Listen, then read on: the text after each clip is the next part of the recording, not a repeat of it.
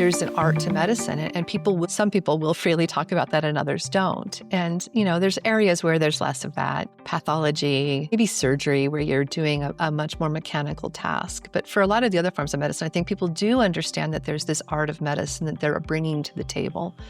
And they're trying to translate the structure, the scaffolding to fit that. And it's not a perfect fit, but it does help to eliminate things that aren't helpful or could be dangerous. So my bias is that maybe that has been, the scientific method is so important, but the very intense focus on it is part of the problem. I think it then is up to the individual to bring that alchemy or that art back into it. And so then, of course, you're not being taught that, but you learn it from your patients. You learn it from your practice. And I think that's true in both the veterinary field and the human field. I'm Michael Max, and this is Geological, the podcast that curates East Asian medicine and methods through the power of conversation. Mastery is one of those topics that leaves me feeling a little bit nervous. Much like its cousin wisdom, I am for some reason on guard when these topics are brought up, perhaps in part because I've seen them used in manipulative ways. And yet, I know there is such a thing as wisdom, and I suspect it's usually painstakingly gained. I've watched masterly interventions. They call very, very little attention to themselves. Perhaps an aspect of being a master is the absence of a need to call attention to yourself. Masters are just doing the work with both the skill of honed experience and enough beginner's mind to stay present and not swayed by that experience. I've heard it said that masters have a thorough understanding of the basics. They can recite them not as a party trick to show off memory, but because it's fundamental to who they are. They don't need notes, shortcuts, or hacks, because at the end of the day, if you have a master's level of capacity, it's because you bothered to learn the details and acquired a taste for not taking the easy route.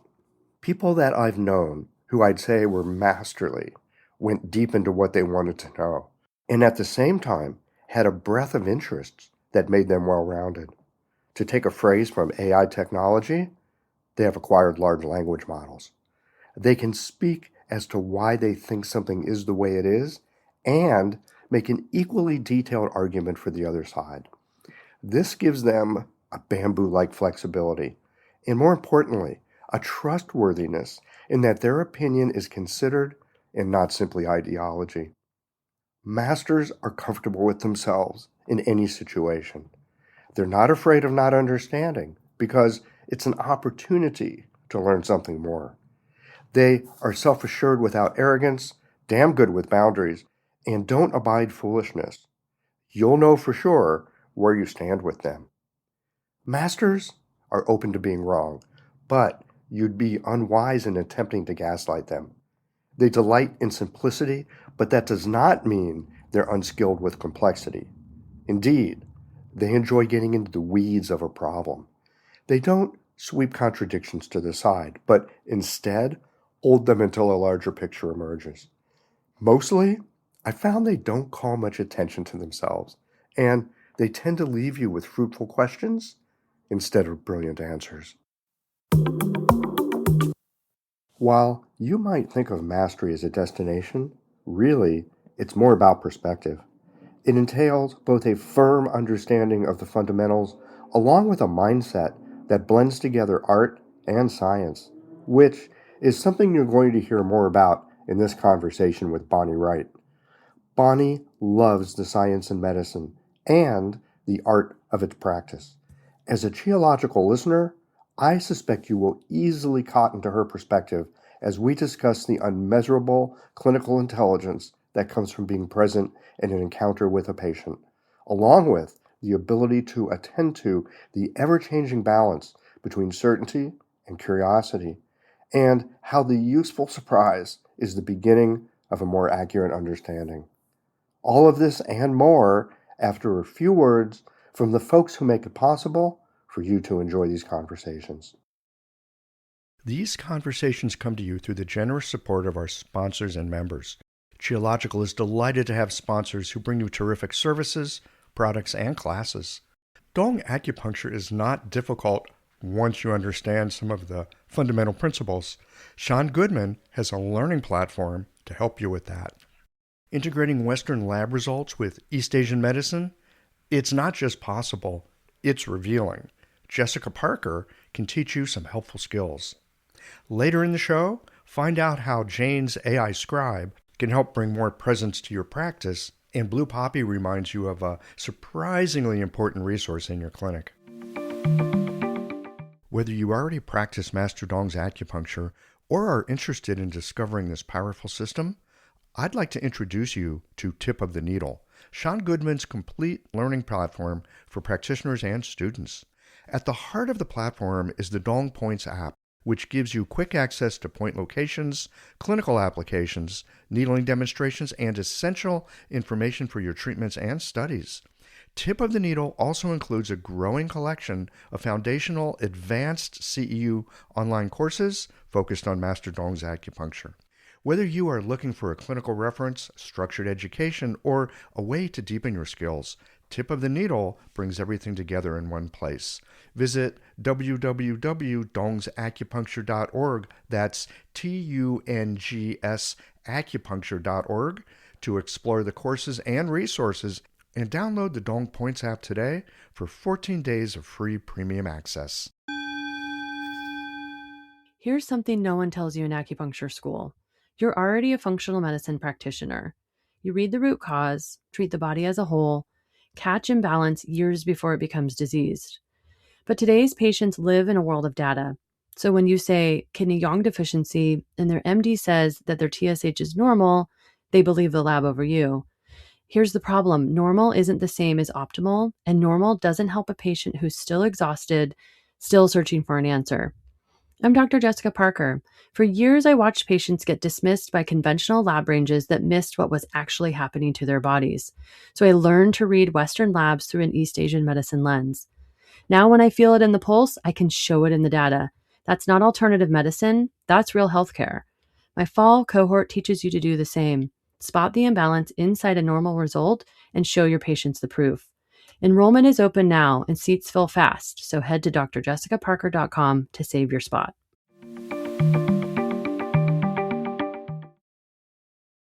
Bonnie Wright, welcome back to Geological. Thank you. Thank you for inviting me. It's been a moment. Yeah. You were on episode 99. I was looking at what that means in real time 7 years ago. How does 7 years go by so quickly? I don't know. 7's a good number, though. It is a good number. What does 7 mean for you? You know, you hear these things, 7-year change, that there's maybe a natural cycle that we occupy without really knowing it, that in a 7-year period, you've reassessed and made changes and walked through some of them, perhaps. Well, is it not the Nanjing. I think it's the Neijing. They talk about cycles of 7 for women and 8 for men. Oh, interesting. Okay. Yeah, men are a little slower in development. Yeah, I have 2 sons. I get that.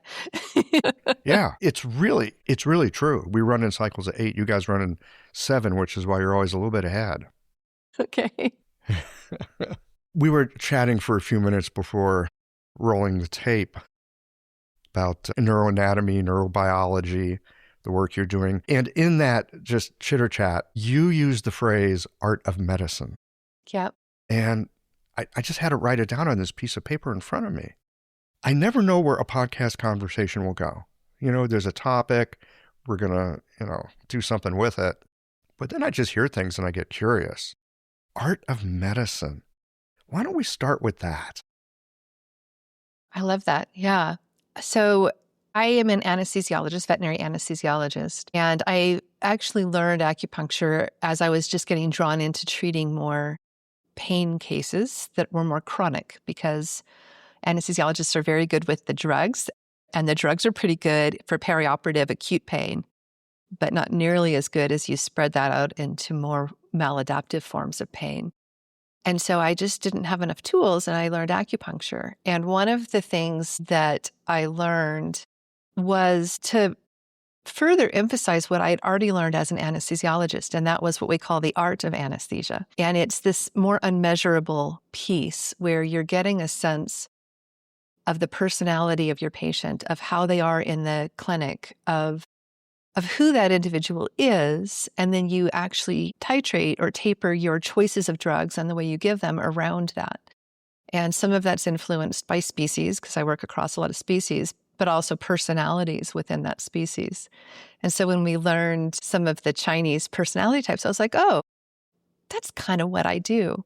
I recently had somebody say that they loved anesthesia. They went into something else, but they said it's like a place where you still get to do alchemy. Like you're combining all of these things. And that's the art piece. As I see more of our veterinary anesthesia specialists going into remote practice where they're looking at a screen of physiologic changes, I feel like something really critical is being lost there. And it's that real art piece where being in the room with that individual and getting this subjective information around it, both their personality, but then once they're asleep, the more subtle parts of managing an anesthetic, I think are part of the art. And then when you translate that to the practice of acupuncture, it becomes really a huge part of what we're doing, right? Even when I teach acupuncture to veterinarians that are learning to do that, I teach the points in specific anatomic locations, and that is important. And those locations can be translated from a reptile to a horse to a human based on these anatomic rules. But then I say, and once you get good at this, you start with that location, but then you are going to use your tactile intelligence to refine. And so you learn the rules just to know how to break them better, right? I think the Dalai Lama said something about know the rules very well so that you can break them more effectively, right? And I think that's where the art of medicine comes in, is there's this scaffolding and structure, but the practice is so much fuller when you actually put in those alchemy, the subjective component that are often things we can't describe as well in purely scientific terms. Okay, there's a lot there. I love that you are paying attention to the room, in a sense. You're paying attention to the relationship with whoever it is you're working with, whatever species, not just which species. What's their personality? How does that come into play with what you do? With Chinese medicine, that's almost a given that we're going to pay attention to that. That's part of, I'm going to say, the rules that we learn to play the medicine that we play. That's such a big piece of it. And, I get it and I understand and I respect Western medicine's way of looking at, like you were saying, a remote anesthesiologist. They're looking at numbers and blood oxygenation and heartbeat and blah, blah, all that stuff. It's useful, absolutely has its place, but it's like trying to sight a landscape with looking through one eye instead of two. That's a good description. Yeah. Yeah. And just that piece about who is this patient? Who is this creature that I'm working with? Right. Yep. Yep. It's so important. And I think, it's so often missing. I suspect because it does require this subjective sense, cultivation, capacity. And my guess is that's not easy to teach. Right. That's what you learn by doing, right? And it isn't always prioritized. Like, it was funny when I realized how much I was doing it. And because I learned acupuncture and how I learned to trust it more. And I think that's part of the challenge, right? It's not just reading the room, but actually recognizing that that's actually important to do and listening. How do you learn to trust it? I think it's through practice. When I teach acupuncture, again, I'm teaching the scaffolding, but then I actually require that students go and treat cases before they come back for their second session, because I see and believe that those patients teach them something that we can't teach them in labs, right? It's learning to listen, seeing how that response is magnified by investing the time, by showing up there in that room with that patient. To take it to maybe a logical extreme, I'm not sure, I do acupuncture at the zoo. And when I am asked to start a new patient, I'll go and meet with the keepers who are like the owner of a pet. Like they're very invested in that individual. They know that individual better than anybody else. And we talk about what is the best way to get to where I can treat this animal. Often I'm using longer needles and going through the bars of cages because a lot of the animals we can't be near. But they're volunteering for this. They're not trapped. They're not anesthetized. And so it's at first a training question, and I'll show up several times before I actually treat. But what you're doing is you are engaging with the animal and building a level of trust with them so that they are actually going to sit there as you do acupuncture through the bars of a cage, often with some sort of a training and reward. But it's so much deeper than that. There's so much more involved in that of individuals getting to know each other and working towards what's eventually a common goal. It almost sounds like you are looking to create enough of a relationship so that you have permission to engage. Oh, yeah. I use that word quite a bit. Yeah. Yeah. When I first have patients come in, I have them fill out all the paperwork. And they do it online because I have an office robot that handles all that. It's wonderful. But I never read their paperwork before they come in. I'll read it later, but I don't want to read it before they come in because I'll have an idea who I think they might be. Right. And then I'm going to miss all the other stuff. Yeah. Confirmation bias. There's confirmation bias for sure. And just something about, I mean, I love hearing you talk about getting to know the animals before you treat them. Mm-hmm. I feel like I need to get to know people, and it's not in a particularly cognitive way. Exactly. Yep. Yep. I hadn't thought of it as a piece of alchemy, but now I'm starting to think of it that way. It's like the way you set up that elixir, you know, the way you set up the container. Yes. Yeah. I think container. Yeah. I mean, to use the Buddhist sense of a container, which is a space in which a practice is able to sort of develop. Yeah. You're building a container. Now, I know you do a lot of very research-based, Western, geeky, you know, let's call it scientific. And I love the scientific model. Don't get me wrong. You know, it's a phenomenal way to take our biases out and maybe get a look at reality as it is. And I think that's hard to do as the thinking creatures that we are. And I know you do a lot of that in your work. We're going to get into some of it today because I'm interested in the neuroanatomy work that we talked about 7 years ago.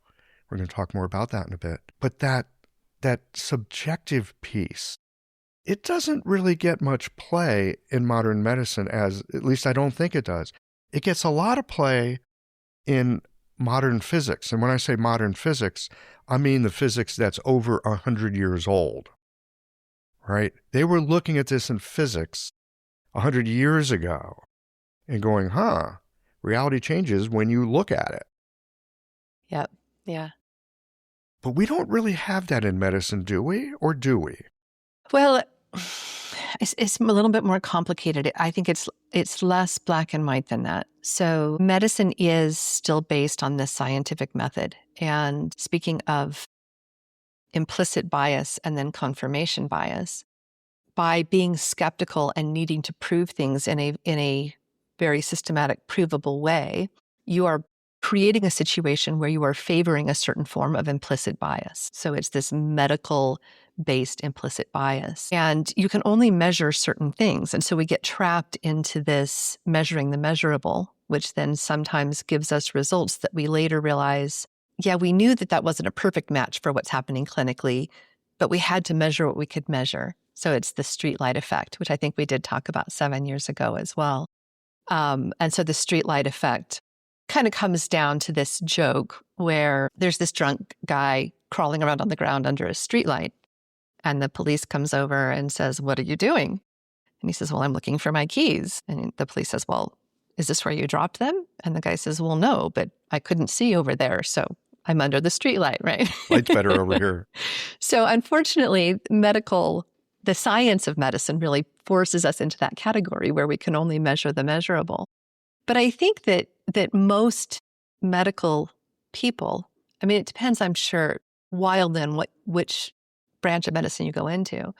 most of us do also really bring in this more clinical sense, this more touchy-feely art. There's an art to medicine, and some people will freely talk about that and others don't. And, there's areas where there's less of that. Pathology, maybe surgery, where you're doing a much more mechanical task. But for a lot of the other forms of medicine, I think people do understand that there's this art of medicine that they're bringing to the table.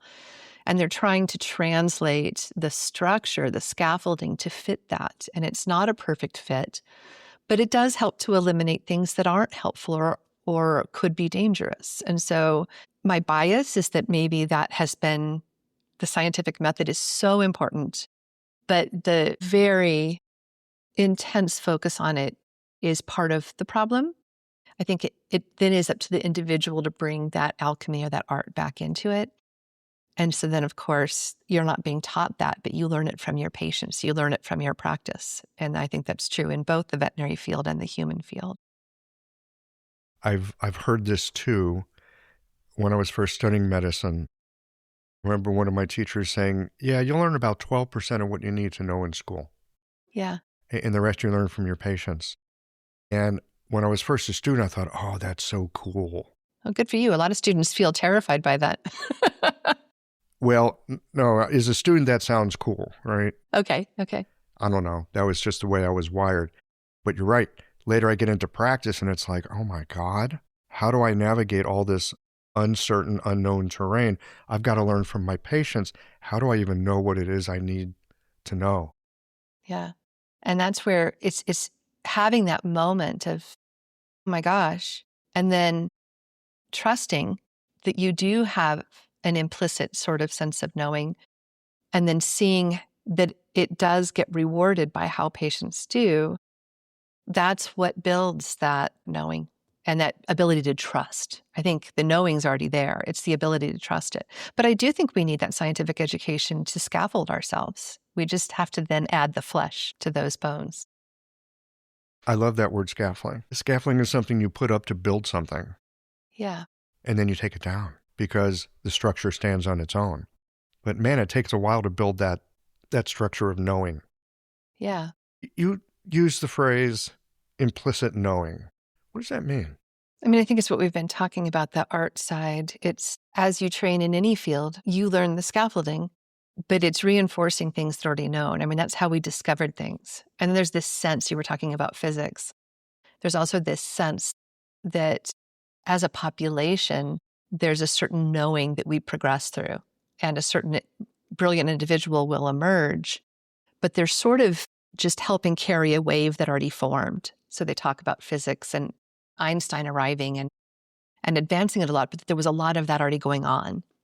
So I think, you're interviewing Neil Thies in a few weeks, and he'll talk about some of these kind of physics concepts about how there is this potential change that's sort of occurring in a much larger way. And then an individual person just helps to advance that based on their potential. And so I think that's what I'm talking about with that implicit knowing is it's something that's innate to a population of humans.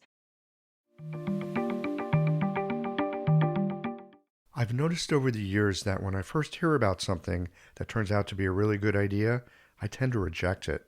I'm not sure if this is a quirk in my personality or simply that game-changing ideas are hard to appreciate at first. When I first heard about Jane's AI Scribe, I thought it sounded like good tech, but probably not for me. What can I say? Wrong again.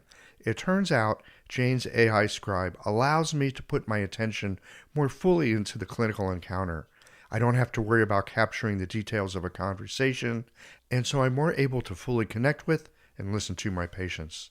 Jane's AI Scribe is easy to use and already comes with templates that will immediately get you up and running. Plus, you can modify the prompts and have AI Scribe generate the style of clinical notes that you prefer. Privacy and HIPAA compliance are baked in, and as you'd expect with Jane, it's good tech that supports you and your practice. If you have Jane, give it a try, and if you don't, visit www.jane.app/demo. Sign up for Jane and use the code SHIELOGICAL to get a 1-month grace period on your new Jane account. This comes out of us being social creatures, that there's a kind of, I'm going to call it school of fish effect. We kind of know where each other are, and then, but how does the school know when to turn and where? Right. Right? Is it one fish that goes this way, kids, or is it a knowing that kind of arises, in the group field? I don't know. I have a lot of questions. But I look at this and I think it's both. it's probably both. Yeah. Yeah. Mentioning Neil Thies, who actually by the time this airs, that episode will be up. It goes up in early June in case y'all didn't catch it yet. You were talking about pathology as one of these things that's more sort of cut and dry. Yeah. And yet Neil, liver pathologist. Exactly.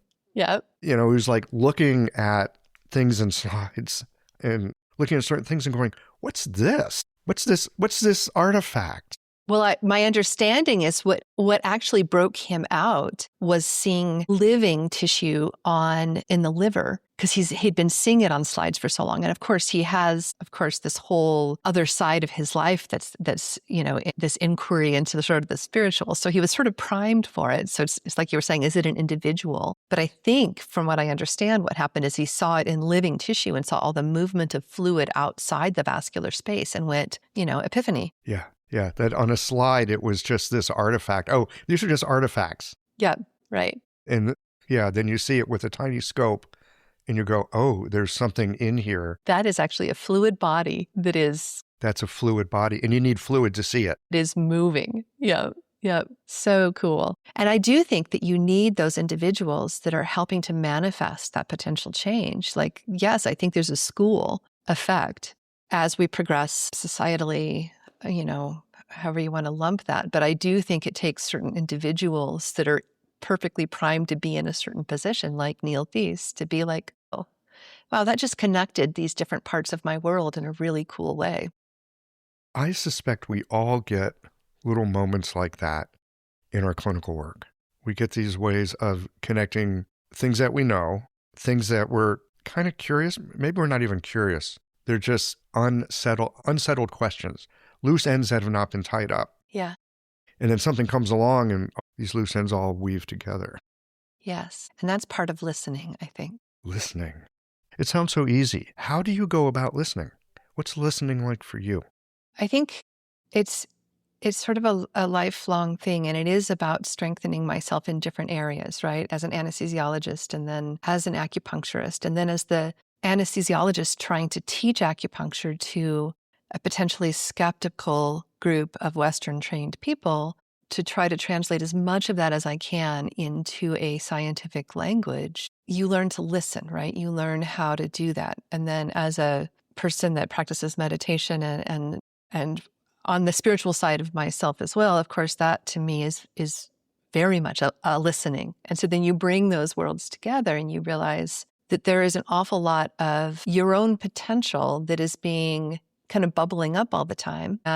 And you hear people's different words. So how does that shimmer? All of the different words people use to that, when you ought to suddenly be like, wait, stop. I need to listen to what is speaking to me here. And so I think you develop that over a lifetime if you're at least trying to quiet often enough that you can sense that has happened. And so there's this tugging or shimmering, or there's a million words out there for how people describe the moments when stopping and, how to call it better than listening, stopping and paying attention is what you really need to do. Mm-hmm.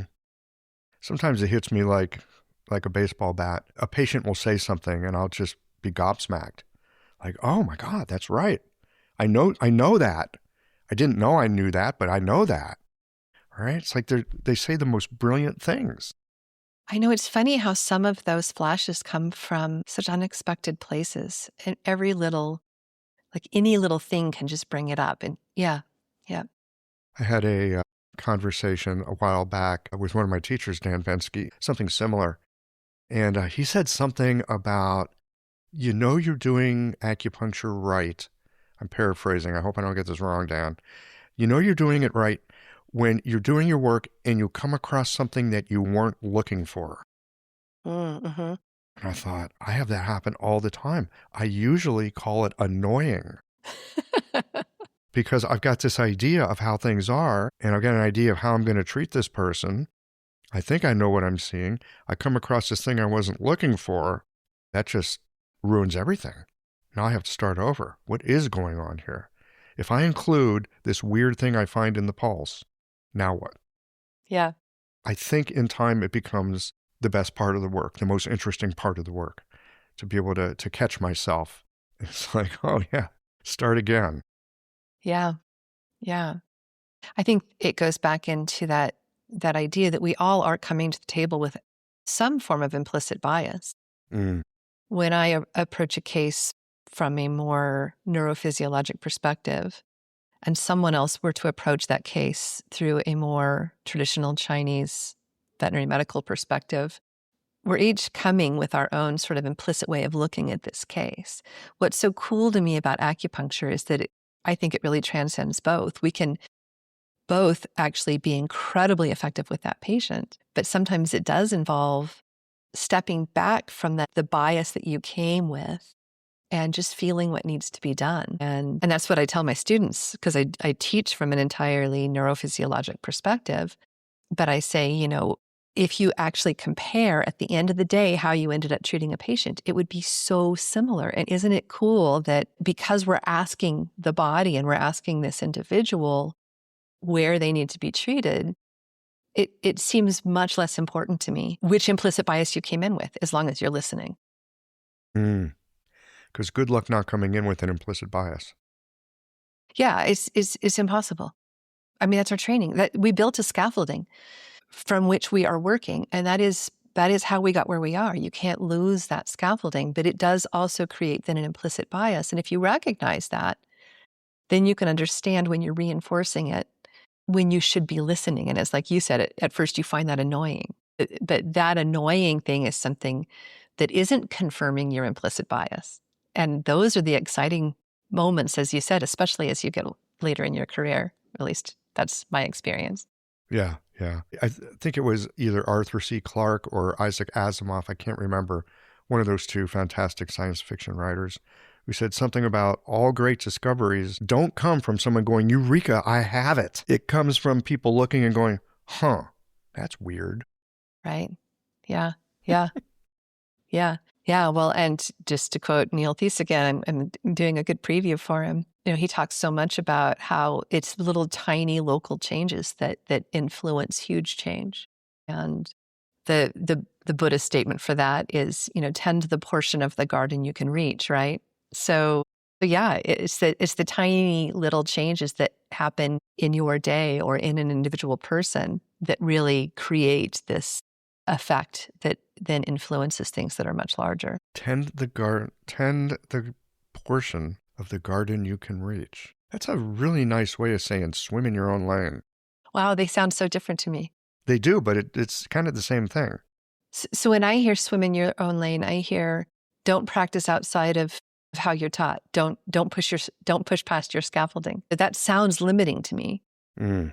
Isn't that interesting? Because it sounds very similar to you. Here's our implicit bias. Mm-hmm. So I just heard something like stay in your lane, which sounds very prescriptive and limiting to me. And when I hear tend the portion of the garden you can reach, I hear flourish and expand from where you are. But that's obviously my implicit bias based on what you're telling me.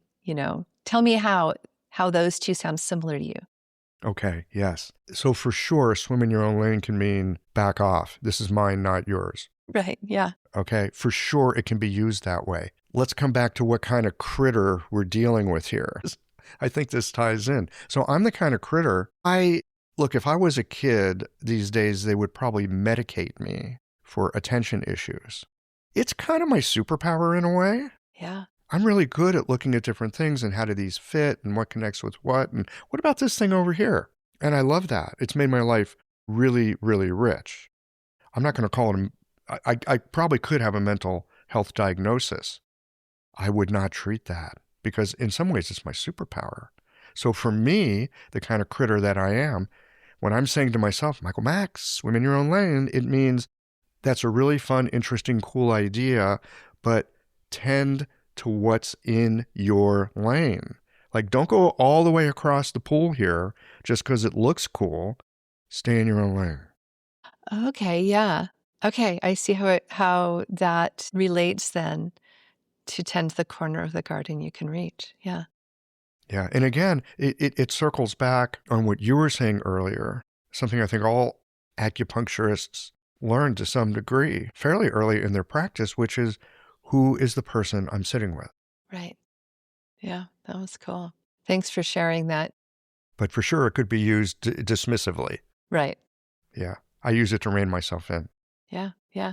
But I like the way you say this. Tend the portion of the garden you can reach. That's a little kinder. Yeah. Yeah. I see it relating to what Neil Thies talks about with complexity theory of creating an optimal situation right where you are in your very sphere has the potential to create magnificent change elsewhere. And you don't have to go try to fix other portions that aren't where you are. Optimize where you are, because that local change can change things far beyond what you can imagine. That in complexity, all change starts with these tiny little local effects. It's weird, isn't it? How it starts with these tiny local, almost indistinguishable effects. And I've sat in on a lecture of his and I enjoyed it. I can't say I understand the whole thing. I should probably go read the book. It's really good. You should. I should, and I will. And the audio version's excellent if you ever drive anywhere. I listen and re-listen to it. It's part of... I love audiobooks. So what makes the audiobook so good? The person he has reading it is fantastic. In fact, when I was communicating with him, he said, "Oh, isn't his voice great? It's really very good." And for me, it just reinforces remembering the components, that sense of confidence that by tending this portion of the garden where I am, I can actually really create a lot of change. And I don't have to be striving for things that are outside of what I'm able to do. So I think the audiobook's a great way to go with his book, because then you can plug in for pieces of it. And sometimes it's with repetition, it gets easier, but some of it's relatively dense. And so it's easier to sort of replay it. I can be like, oh, I think I need to do that again on my way home because a little bit of it was over my head.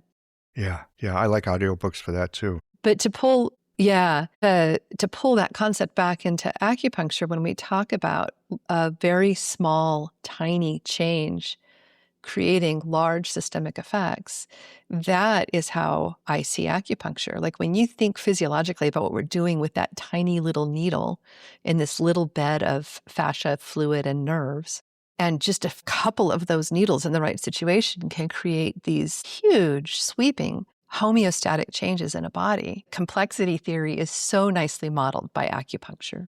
Okay, I need to listen to that book. Yep, you do.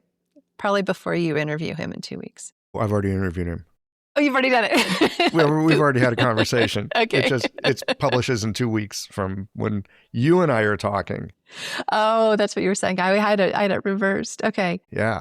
No, it's already in the works. Yeah, I would really encourage you to read or listen. Neurobiologically speaking, we've got these fluid-filled, there's some connective tissue, there's some nerves running through it, there's electrolytes, there's blood. We've got these acupuncture points. And I love the idea that there are these very potent ways of affecting the larger system in a complex fashion, not a step-by-step fashion, but in that complex, massive system change, because the school of fish knows which way to go, kind of thing. What is going on from that more scientific, reductionistic, we're looking at nerves, we're looking at connective tissue, maybe we're considering the piezoelectric aspect of the fascia? What's going on at that other level that also, from another point of view, we see the fantastic complex changes that it brings in the entire system. What's going on in this more not rationalistic, reductionistic view of things? And you framed it nicely. Because I love this stuff. I love looking at all these little pieces. It's like, how do these little pieces know how to do all this stuff? It's so fascinating. I know, isn't it cool? Yeah. So you framed it nicely. I teach to think of 3 independent but codependent, related together structures. So one is the myofascial system, which are the large myofascial kinetic chains that are getting better and better described in both human and veterinary species as one of the sort of scaffolding structures, to use now that term in a different way. The nervous system as a second really important scaffolding or structure. And those two coexist, they feed each other. They also tend to run anatomically in similar locations. So where those large kinetic chains come together in places like joints, and in the fascial planes between them are where the nerves can easily join. Think about embryology, where the nerves are following and these things are sort of forming simultaneously. So these are the pockets in which the nerves form and where they're then going to branch and run to new locations. So those two are interdependent, and both physiologically and anatomically. And then the third component that we're really just seeing rise to the surface now is the interstitial compartment, which is also fascia. So people get confused because we talk about this really dense structural fascia that are the myofascial kinetic chains. But then there's this loose areolar fascia that surrounds all of that. And that loose areolar fascia then is this fluid body that's not in your vasculature. The vasculature runs with the nerves, and it's also important, but I don't think of it as the three major groups that we're thinking of. And so that interstitial is sort of interweaving between those other two, and we now realize is actually also in continuous flow, and that continuous flow that occurs through that interstitial space is helping to create some of the effects of acupuncture that you can't trace as well along the larger kinetic chains or just through the nervous system. So it's three physiologic homeostatic systems that are all really important for it and have both an independence and an interdependence. And then that interstitial component that has the fluid gets intrinsically tied into the lymphatics, because that fluid in general, as it coalesces into these bigger regions, is going to travel up through the lymphatics. And if you think about the lymphatics as being the home to the immune system, then the interstitial component is a big part of why we get big immune effects from acupuncture. And I think a lot of the more medicine-related effects of acupuncture can be tied to some of that immune effect. But then at the end of the day, just to remind us of the interweaving, the immune system is actually integrally connected to the neurologic system. And we now know that there's this neuroimmune endocrine balance in the body that ties that physical neurologic system of the nerves to the less bound, like the vagus, and then this relationship between immune cells like macrophages and the nervous system. And that those two systems are also tied together, not just anatomically, but also biologically in ways that are able to change and move through the body. So 3 systems more, but those are the 3 biggies. And then the both anatomic and physiologic connections between them are a lot of what we are doing when we take a tiny little needle and twist it in fascia. Those are 3 groups of biological systems that we are creating a wave of activity through. And so you asked how to relate that. I mean, how does the school of fish, you said, know where to go? Well, it's like you're creating a little wave and you're just changing their direction a little. And the body has a wisdom. It knows what its homeostasis was in the past. You and I talked 7 years ago about how with injury and disease, the body sometimes forms a new homeostasis that is a less helpful one. But it creates a balance now. Yes, a compensated. And it chugs on in that balance. And sometimes all we have to do is kind of nudge that where the body's like, oh yeah, there was this other balance over here that actually worked better for me. And you can encourage that school of fish to head back to a place that it actually already knew. In clinic, there is no such thing as a small detail. The needle you reach for, the formula you prescribe, the Sanfu Tian treatment plan you've been preparing for. Your patients place their trust in you, and you deserve to place that same trust in tools that you use. At Blue Poppy, they hold their products to the same standard that you hold your care. herbal formulas crafted for consistency, needles that perform the way you expect them to, clinic essentials that arrive on time. As San Fu Tian approaches, now is the time to stock your clinic with the formulas, moxin needles, and essentials you rely on most. Because when your tools are dependable, your focus stays where it belongs, on your patients. No guesswork, no compromises, just steady support behind the scenes. Blue Poppy, the choice of practitioners since 1982. It actually already knew. Okay, I want to dig into some of this. Okay. This is Hit me. I love this. So I love how you weave together all these different components, all these different parts, the structures that are independent and yet codependent. And when I hear you use that kind of languaging, I think about a very basic concept in Chinese medicine, yin and yang. Mm-hmm. Yep. You've got a thing, but you got like the opposite of its thing. You got a thing, but it's related, can't not be related. Anything that is a something has to be related in some way. And speaking to these three different levels in particular, because we're talking about the structure of a body, of a creature, well, there's your basic ABCs in a way, the things to work with. And again, I'm starting to think about this complexity stuff more, that there are these ways that the system is organized that goes way beyond our theoretical understandings, way beyond the things that we can see and observe. There's a whole biology that is constantly in motion. Use the term homeostasis. And for a long time now, I'm going to say I've rejected that word, but I tend to think of it more as a homeodynamic. I mean, I get it that it keeps the body. Yeah, that's a much better word, actually. That's much better. Well, it's just because it allows for that thing that we were talking about, that small parts have a capacity to influence the whole in dramatic ways. And that while the body wants to be in some kind of, I'm going to call it a functional balance, right? Static. Okay, nothing's static. There is nothing static about it at all. Yep, yep. It just doesn't work right. There's nothing static about it at all. But it keeps it in, like, it keeps it in its lane, so to speak.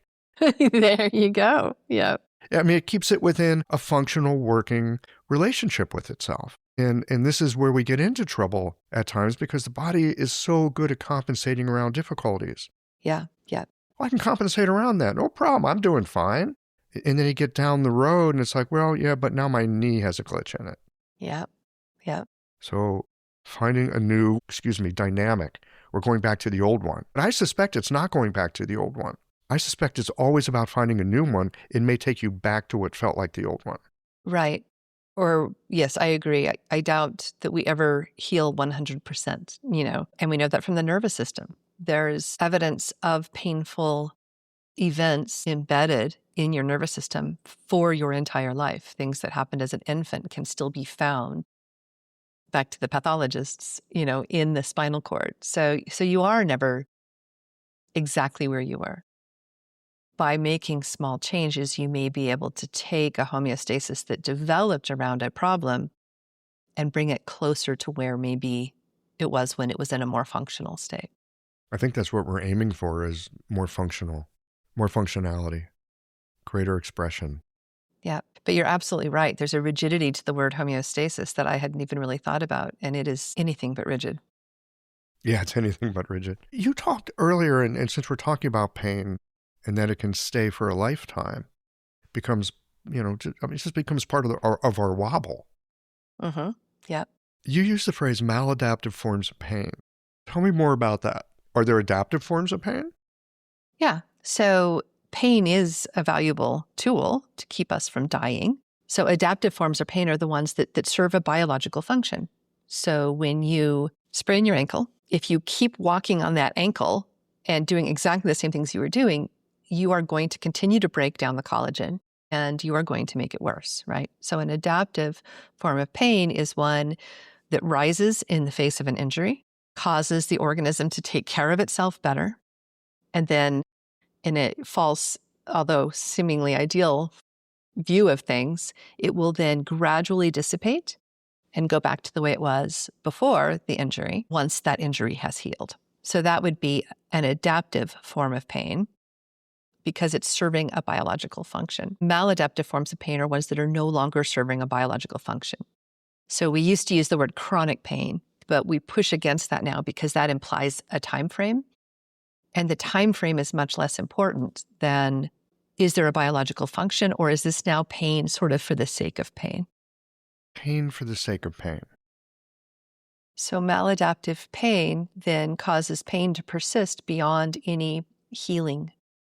And so sometimes people will use that adaptive form of pain or the helpful as functional pain. It's serving a function. If you continue to have pain when there's no longer a useful reason for that pain, it is now pain for that would be like implying that there's some leader in your brain that says, oh, I'm just keeping you in pain, as it being pain for the sake of pain. But that's what happens with the nervous system, is that sometimes the nervous system doesn't reduce the pain as it should as healing occurs. And that actually happens more often than we, I think, often talk about. They talk about after mastectomy, 40 to 60% of women have some form of maladaptive pain. And they are no longer in a place where that is functional pain. Is this I'm going to say, glitch of the neurological system? Is this tied in with our psychoemotive sense of ourself, or stories that we're telling, or adaptations? Look, I've met people in my clinic that have a problem. Their problem is adaptive in a way because if they didn't have it, now they're going to have to do something else with their life that they don't want to do. Mm-hmm. Right? So sometimes there's relational aspects to a problem. When we're looking at maladaptive pain, is this simply something in the biology, or is it something also in the mind and spirit? If these things can even be separated. I mean, they all interweave in some pretty entangled ways. Yeah. So it's another complex system, right? So we're going to go back to that complex system. And we've talked about the scaffolding and then all of the other things just in any medical field. So is it a glitch in the neurological system? Yes, you can go and you can measure these things. You can do rodent studies and show the region in their brain and spinal cord that show that they had a painful injury when they were neonatal. They can show the same thing in humans. So you can go and measure it medically. And so, yeah, in a way, it's a glitch. There's archaeological artifacts in there. Yeah, it's a biological change. So you could say, yeah, that's a glitch in the nervous system. But the nervous system is implicitly tied in to higher functions across all of the species. I mean, there's even some evidence that it's tied into some higher function in fish, right? So you cannot simplify it just down to that nerve or that evidence of it in the spinal cord. And in any individual, complexity influences where their pain ends up. And so it's a microcosm of everything we've been talking about today with complexity theory. The nervous system is just one example of one of those complex systems. And for sure, things like the things that are going on in life. And that's true in people, but it isn't just limited to people. Like there's a lot of those things that occur in non-humans as well. Of course, it's much more complex with humans. And those pieces can really help maintain some of those pain states. And there's even genetic things that influence how we process pain and how some of that changes. And so you alluded to that when you said, I don't know if we ever go all the way back to the same, homeoadaptive state that we started. Mm-hmm. Everybody can end up in a different spot, and that's probably part of why we do for all of those layers. Yeah. I have opinions about that, actually, about that coming to I would say we go to a new homeoadaptive state. Mm-hmm. Now, I know that there are theories out there. There's the ideas from homeopathy that you kind of have to go backwards, through an illness to get to a more pristine state, and then you move forward from there. And I think there's some forms of acupuncture that also speak to clearing issues that kind of take you back to I'm going to call it a more pristine state. They probably have other ways of saying it, but that's just my thought. One of the things I've always appreciated about Chinese medicine, in my understanding of it, is that you don't go back to something you were before. You go from where you are into something else. And it's phenomenally helpful for that. So it's like that Buddhist saying, probably more than Buddhists. There's many traditions that probably say something about you can't step in that same river twice, Yeah. Yeah. right? Because it's always moving. So Yeah. Yeah. I do tend to think, and maybe this fits with that complexity stuff, there's a system. It's always adapting. It's always moving. Sometimes it will make dramatic changes. Yeah. But it doesn't go back to a state that it was previously. I don't think it can go backwards.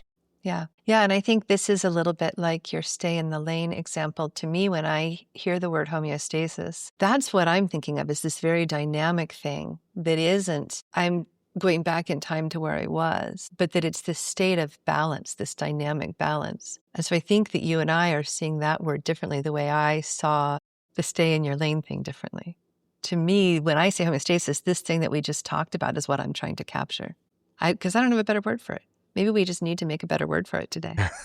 What word would you use? I don't know. What would you call it? I mean, it is a dynamic balance, right? I don't know. I don't know what word I would choose. Yeah. I tend to see it that way. I tend to see it as, dynamic systems, constantly moving. Yeah. Yeah, I think I will come down on that side of we don't go backwards. We only go forwards. Mm-hmm. I agree with you. Question is, what kind of forward are we going into? I mean, hopefully, as acupuncture practitioners, we are helping to nudge that in the direction of an improvement. That's our aim. Yep. Yeah. I've seen acupuncture go wrong, too. I've seen people get worse. Mm-hmm. So it's not, it's not one of those, it's always going to be helpful sort of interventions as far as I can tell. Have you noticed that, too? Well, I think that there's one of the things I really appreciated as I learned acupuncture was the humility it taught me. And when what you're doing is nudging this much more dynamic system, and you don't have ultimate control of exactly where that nudge pushes things, you have a much deeper sense of humility. And as I learned it, I looked back at my training as a veterinarian, and I realized that we are taught a certain arrogance, this medical arrogance. I give a drug and this happens. Well, yeah, but 10% of the time it doesn't, right? And so even with a drug that is much more acting upon rather than nudging a dynamic system, even in that case, you are working with this dynamic system, and it doesn't always turn out the way you think it's going to. And that is true of giving a particular drug, right? And so I brought that humility back with me to my more Western side of my profession and the anesthesia side. And it was really useful because it helped me understand the ones that aren't working as well much better. It's easy to write those off as, well, they're outliers and mostly it's helpful. So, Right. So we're okay. Yeah. Back to that, that's weird. Why did it work that way for that one? Yeah. Yeah. I think that one of the life lessons for me on multiple fronts is this concept of humility or beginner's mind and being very curious when things are surprising. I'm thinking about something as simple as a simple acupuncture treatment. Uh-huh. And again, thinking in terms of the complexity and the discussion that we've been having today, I do this point because it does this thing, and I think I know how these things work, and generally they do. But in a complex system, a point that is safe and usually does a certain thing on a particular day, maybe it doesn't. Exactly. Or maybe it does something else. And so this brings in some real uncertainty for me with, how do I know something's going to do what I think it's going to do? Because mostly it does, but sometimes it don't. Yeah. And does that mean I'm wrong? Did I misread something? Or is it just that this is the weather of the patient today, and so this point does this instead of that? Yeah. Next week it could be different.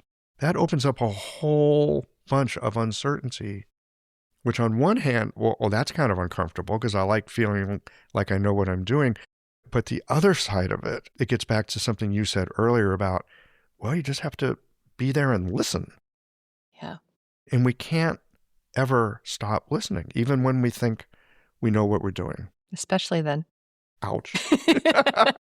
I guess that's part of the fun of practice, huh? Yeah.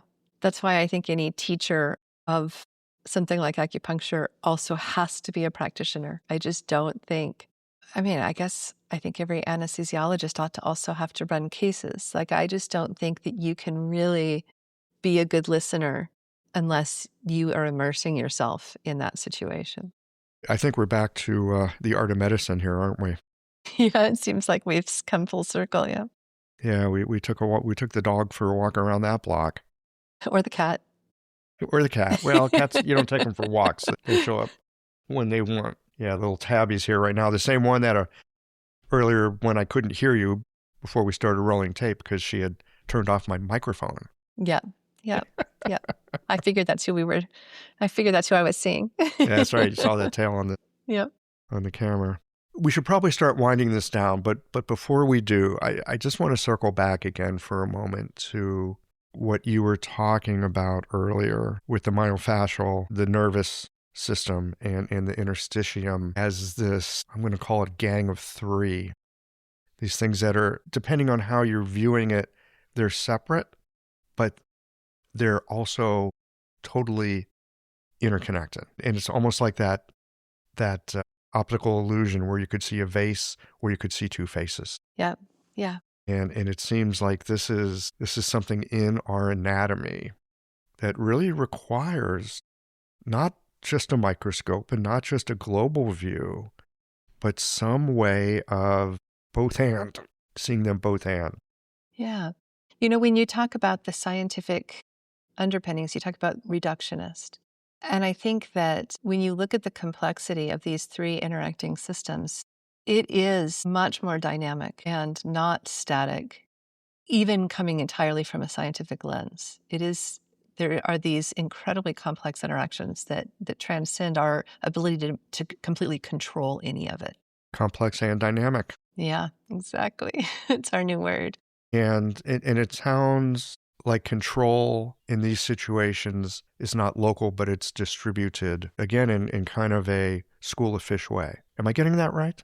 I think, again, to paraphrase Neil Thies, there's no top-down control. All of the changes, all of the interactions occur at the local level, and then that creates system-wide change. And that is the concept of complexity abbreviated extremely. But there is no top-down control. I remember him saying something else, that it looks like a top-down hierarchy. Yeah. But that's more of an artifact because it's a bottom-up set of relationships. Exactly. Exactly what we're talking about.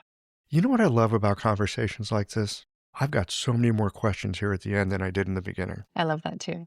Bonnie, as we wind this down, first, is there anything else that you'd like to share? And secondly, what are you up to and how do people get in touch with you if they want to find out more about what you're doing or follow your work? Thank you. Yeah, no, I don't have anything else. This has been so much fun. Happy to do this anytime. And my teaching program is evidence-based veterinary acupuncture. And I grappled with names because I teach neuroanatomically. That's a lot for a title. But I don't like to call it science because I feel like there's science under all of acupuncture. So I call it evidence-based because I just do my best to bring in where I think we do have information on evidence. And there's a lot of places we do, and there's a lot of places we don't. So it's evidence-based veterinary acupuncture, and I still combine practice, anesthesia and acupuncture across a lot of different species and a lot of teaching. And the teaching acupuncture is just magical to me. It feels like one of the good that I can bring to the world in my little space because it really transforms the way veterinarians interact with their patients and the way they see that interaction. Mm. And then it also then transformed the veterinarian in their career. And so it's a real heart project. And I have 7 faculty that we've been together for the last 20 plus years that are as passionate about it as I am. And so we feed each other and then our students feed us. So it's an amazing world to do that. Isn't it wonderful to get up in the morning and be excited about going to work? Totally, totally. Wonderful. Well, Bonnie, thanks for your time, and we'll try not to make it 7 years next time. Yeah, that sounds good because I really enjoy these conversations with you. All right. Take good care. Thanks. I'll talk to you later. I won't touch any.